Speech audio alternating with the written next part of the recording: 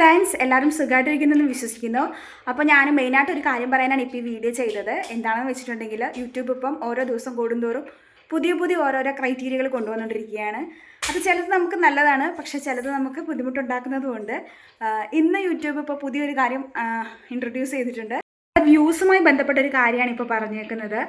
ഇപ്പോൾ ചെറിയൊരു ചാനലാണെങ്കിലും വലിയ ചാനലുകൾക്ക് അത് ബാധിക്കില്ലായിരിക്കും. കാരണം നമ്മളെപ്പോലുള്ള സാധാരണക്കാരായ ചാനലുകൾക്കാണ് ഇത് മെയിനായിട്ട് ബാധിക്കുന്നത്. കാരണം നമ്മൾ മോണിറ്റൈസേഷൻ ആകുന്നതിന് മുമ്പാണ് ഈ പ്രശ്നങ്ങളൊക്കെ വരുന്നത്.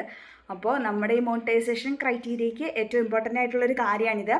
അപ്പോൾ ഇപ്പോൾ എന്താണ് യൂട്യൂബ് പറഞ്ഞിരിക്കുന്നതെന്ന് വെച്ചിട്ടുണ്ടെങ്കിൽ, ഇപ്പോൾ യൂട്യൂബ് പറയുന്നത് നമ്മുടെ വീഡിയോ ഒരാൾ 1 സെക്കൻഡ് കണ്ടാൽ പോലും അതിനെ വ്യൂ ആയിട്ട് കണക്കാക്കും. പക്ഷേ അത് നേരെ യൂട്യൂബ് അനലൈസിസിൽ ചെന്ന് എൻഗേജ്ഡ് വ്യൂസിൽ നോക്കുമ്പോൾ പക്ഷേ ആ വീഡിയോയുടെ വ്യൂ ഉണ്ടാവില്ല.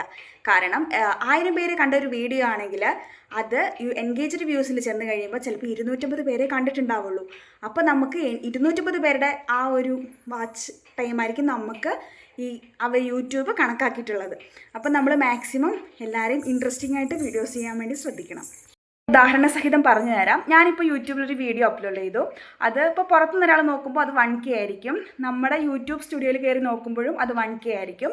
പക്ഷേ യൂട്യൂബ് കണക്കാക്കുന്നത് നമ്മുടെ യൂട്യൂബ് സ്റ്റുഡിയോയിൽ അനലൈസിസിൽ കയറി നോക്കുമ്പോഴുള്ള എൻഗേജ്ഡ് വ്യൂസ് ആയിരിക്കും. എൻഗേജ്ഡ് വ്യൂസ് എന്ന് പറയുമ്പോൾ എത്ര പേരാണ് നമ്മുടെ ഈ വീഡിയോ എൻഗേജ്ഡ് ആയിട്ട് കണ്ടിട്ടുള്ളത്, അതായത് 30 സെക്കൻഡ് കൂടുതലാണ് എൻഗേജ്ഡ് വ്യൂസ് എന്ന് ഉദ്ദേശിക്കുന്നത്.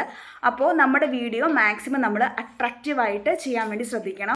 നമ്മൾ ചെയ്യുന്നൊരു ഷോർട്ട് വീഡിയോ ആയിക്കോട്ടെ, ലോങ് വീഡിയോ ആയിക്കോട്ടെ, നമ്മൾ മാക്സിമം നമ്മളെ കാണിക്കുന്ന വ്യൂവേഴ്സിന് അട്രാക്റ്റീവ് ആയിട്ടുള്ള തരത്തിൽ, അതായത് വ്യൂവേഴ്സ് നമ്മുടെ വീഡിയോ സ്കിപ്പ് ചെയ്യാതെ കാണുന്ന രീതിയിലുള്ള വീഡിയോസ് വേണം നമ്മൾ ക്രിയേറ്റ് ചെയ്യാൻ വേണ്ടിയിട്ട്. എങ്കിൽ മാത്രമേ നമ്മുടെ വീഡിയോ ഈ എൻഗേജ്ഡ് വ്യൂസിൽ വ്യൂ കൂടുകയുള്ളൂ.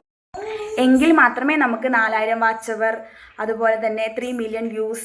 അപ്പോൾ നമ്മൾ നമ്മുടെ വീഡിയോ മാക്സിമം എൻഗേജ്ഡ് ആക്കി ഇരിക്കാൻ വേണ്ടി ശ്രദ്ധിക്കുക.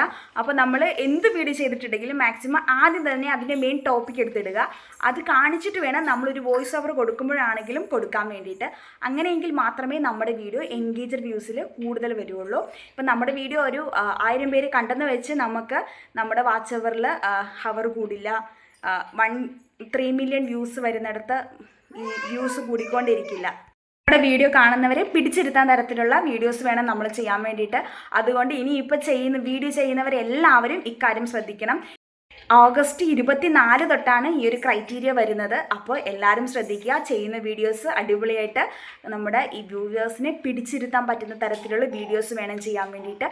മാക്സിമം അട്രാക്റ്റീവ് ആയിട്ടുള്ള തമ്പനെയിൽസ് ചെയ്തിട്ടുണ്ടെങ്കിൽ നമ്മുടെ ലോങ് വീഡിയോസിനും വ്യൂസ് കൂടും. അപ്പോൾ നമുക്ക് നല്ല രീതിയിൽ വീഡിയോസ് ചെയ്യണം, എന്നാലും നമ്മൾ പെട്ടെന്ന് തന്നെ മോണിറ്റൈസേഷൻ ആകും. അപ്പോൾ എല്ലാവർക്കും മോണിറ്റൈസേഷൻ ആവട്ടെ.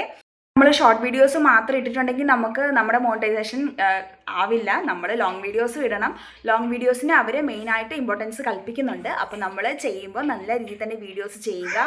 എന്തെങ്കിലും ഡൗട്ട്സ് ഉണ്ടെങ്കിൽ കമൻറ്റ് ചെയ്താൽ മതി, ഞാനതിന് റിപ്ലൈ തരുന്നതായിരിക്കും.